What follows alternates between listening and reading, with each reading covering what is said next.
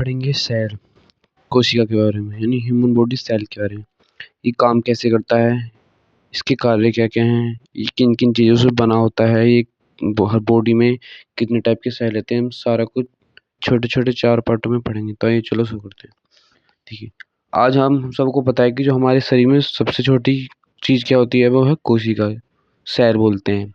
मानव शरीर की सबसे छोटी कोशिका, सबसे छोटा पार्ट कौन सा होता है, सेल। ठीक है, चलिए शुरू करते हैं। हमारे शरीर में करीब 37 ट्रिलियन यानी कि 37 लाख करोड़ कोशिकाएं होती हैं। जो हमारा पूरा बॉडी होती है, शरीर होता है, उसमें कितनी कोशिका होती हैं, 37 लाख करोड़ कोशिकाएं होती हैं। हर कोशिका एक छोटी मशीन की तरह काम करती है, और ताकि हम जिंदा रह सकें, यानी जो हमारी बॉडी में इतने भी सेल कोशिका होती हैं, वो एक पूरे 24 घंटों में 1 सेकंड के लिए भी शांत नहीं बैठती, मतलब कि पूरे 24 घंटे काम करती रहती हैं। ठीक है, तो एक ही जो हमारा शरीर है, हार्ट में ब्रेन हो या फेफड़े हुए या फिर बोन हुई, लीवर हुआ, किडनी हुई, मसल्स हुई, हर सब में कोशिकाएं होती हैं। हमारा पूरा बॉडी जो है कोशिका से मिलकर बना होता है। हर हर बॉडी पार्ट में कोशिका होती है, बगैर कोशिका के बना नहीं होता। जैसे हमारा जो घर होता है, उसमें दीवार होती हैं। दीवार जो होती है उनमें ईंटों से बनी होती हैं, छोटी छोटी, जैसे छोटी छोटी ईंटों से पूरी बिल्डिंग तैयार होती है, मकान तैयार होता है।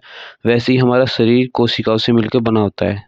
जैसे हमारे मकान में ईंट होती है, उनसे घर बना होता है, वैसे ही हमारा शरीर भी कोशिकाओं से मिलकर बना होता है। ये बहुत मतलब कि बहुत सूक्ष्म होती है, बिना इन्हें माइक्रोस्कोप पे देखा नहीं जा सकता। तो वही शुरू करते पहले पार्ट से। पार्ट पहला, कोशिका क्या होती है दोस्तों।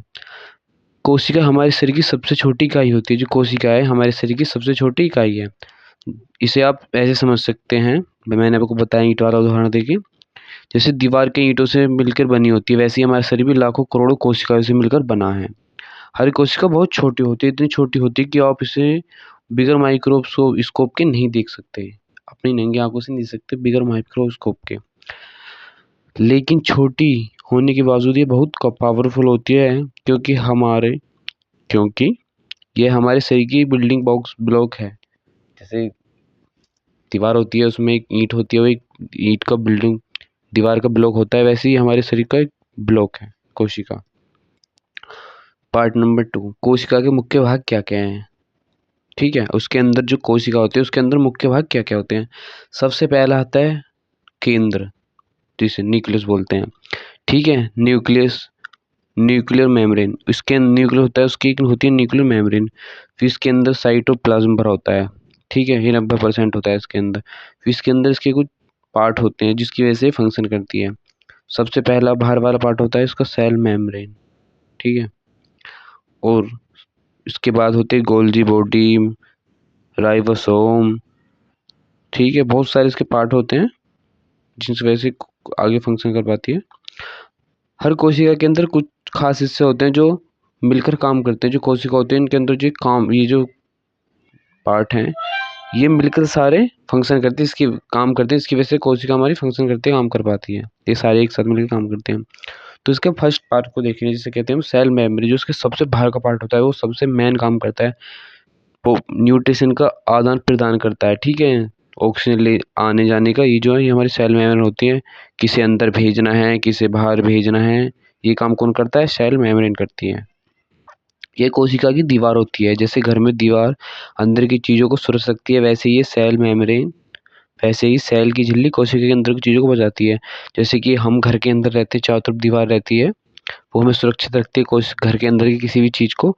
वैसे ही सेल मेम्ब्रेन होती है, कोशिका के अंदर की सभी चीज़ों को सुरक्षित करती है। मैंने बताया ना कि हम अपनी मर्जी से गेट लगा देते हैं, जिससे अंदर चाहे उसे बुलाए, जिससे बाहर चाहे बुलाए। तो ऐसे ही कोशिका की सेल मेम्ब्रेन होती है, जिसे चाहे उसे अंदर भेज दिया, जिसे चाहे उसे बाहर बुला लिया। ठीक है, ये ऐसे काम करती है।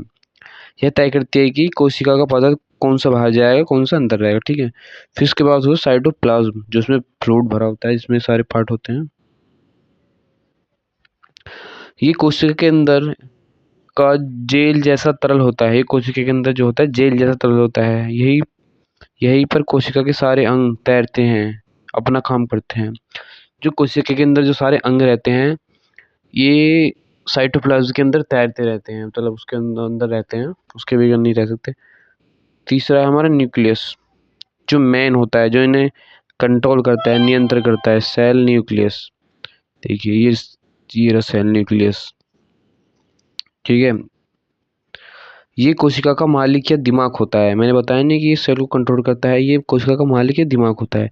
यहीं पर कोशिका के सारे आदेश दिए जाते हैं। ये कोशिका को आदेश देता है कि भाई ये करना है, ये काम करेगा। मतलब इसने सबके जो कोशिका के अंदर अंग है सबको अपने अपने काम बांट रखे हैं। ये कोशिका के सारे आदेश दिए जाते हैं। ये कौन सा काम कब करना है, कब बढ़ाना है, कब मरना है, ये कोशिका को बताता है कि कब तुम्हें खत्म होना, मतलब सब कुछ यही करता है। न्यूक्लियस के अंदर डीएनए जीन्स होते हैं जो हमारे माता पिता से मिलते हैं, जो हमारे माता पिता से मिलते हैं। मतलब जैसे कोई बच्चा होता है कि वो उसके हाथ कैसे बनेंगे, उसके हाथ में उंगलियां कितनी होंगी, कैसा दिमाग होगा, वो सब जीन्स की वजह से होता है। वो उसकी किसकी वजह से, तो उसके माता पिता के आधार की वजह से होता है। अब है माइक्रोकांडिया। इसे powerful house the of the cell भी कहा जाता है।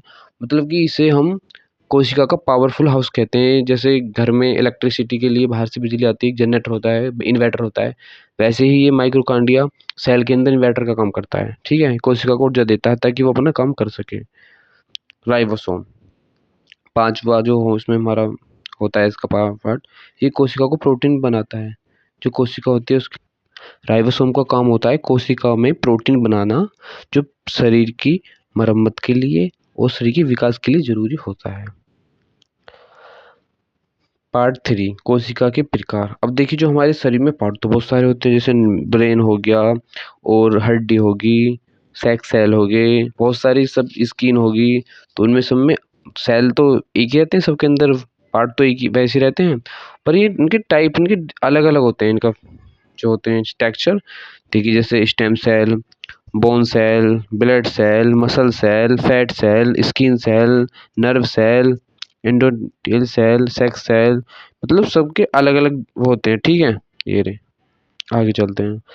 हमारे शरीर में कई तरह की कोशिकाएं होती हैं, हर एक का अपना काम होता है। जो हमारे शरीर में कोशिका होती तो बहुत सारी टाइप की हैं, पर ये ऐसे नहीं कि सबका काम एक सही होगा। जे जहाँ जहाँ रहती हैं वे सबका काम तो अलग अपना अलग अलग होगा ना, ठीक है। ब्लड सेल, तो देखिए कि इनका काम क्या हो, जो हमारी सबसे पहले होती है ब्लड सेल। ये इसे हम खून की कोशिका बोलते हैं। ये ब्लड सेल क्या करती है, ये शरीर में ऑक्सीजन को पहुंचाती है। यानी जो हम सांस लेते हैं वो हमारे फेफड़ों से हमारे सेल तक कौन ले जाता है, वो ले जाता है हमारा ब्लड। जो ब्लड में कोशिका होती है, ठीक है, वो आदान प्रदान करता है। फिर होती है मसल सेल, मांसपेशी कोशिकाएं। ये हमारे शरीर को हिलने डुलने में सहायता करती हैं, मदद करती हैं। जो हमारी मसल सेल होती है, हम खाते हैं, पीते हैं, खेलते हैं, चलते हैं, ये उसमें हमारी सहायता करती हैं। फिर होती है नर्व सेल, नर्वस सिस्टम बोलते हैं जिसे, ब्रेन दिमाग, तंत्रिका कोशिकाएं। ये दिमाग और शरीर के बीच संदेश भेजती हैं, ठीक है। फिर होती है स्किन सेल, त्वचा की कोशिकाएं। ये हमारे शरीर से बाहर से सुरक्षा देती हैं, जो हमारी शरीर को बाहर से सुरक्षा देती हैं, स्किन सेल होती हैं। हर कोशिका अपने काम में माहिर होती है और सभी मिलकर हमारे शरीर को चलाती हैं। अब आता है पार्ट नंबर 4, कोशिका कैसे काम करती है। कोशिका दिन रात काम करती हैं, ठीक है। खाना लेती हैं, ऊर्जा बनाती हैं, पुराने हिस्से मरम्मत करती हैं और कई कोशिकाएं बनाती हैं। जो हम खाना खाते हैं उससे न्यूट्रिशन पोटेशियम मिलता है, फिर उससे हमारे शरीर को ऊर्जा देती हैं। जहाँ हमारे शरीर में कमी हो हम मरम्मत करती हैं, ठीक है, और ऊर्जा स्टोर करती है प्रोटीन वगैरह बना के। जब कोई कोशिका पुरानी या खराब हो जाती है तो नई कोशिका उसकी जगह ले लेती है। जैसे कोई कोशिका बूढ़ी होगी तो जब वो मरती है तो उसकी जगह नई कोशिका का निर्माण होता है, ठीक है। यही कारण है कि हमारा शरीर हर पल बदलता है और नया रहता है, नया होता रहता है। दोस्तों, अब आप जान गए होंगे कि हमारे शरीर में सबसे छोटी कोशिका सेल होती है। हर एक कोशिका हमारे बिना रुके काम करती रहती है ताकि हम स्वस्थ रहें। तो अगली बार आप आईने में खुद को देखें, याद रखें आपके अंदर करोड़ों छोटी कोशिकाएं मिलकर बना होता है, ठीक है। धन्यवाद, थैंक यू।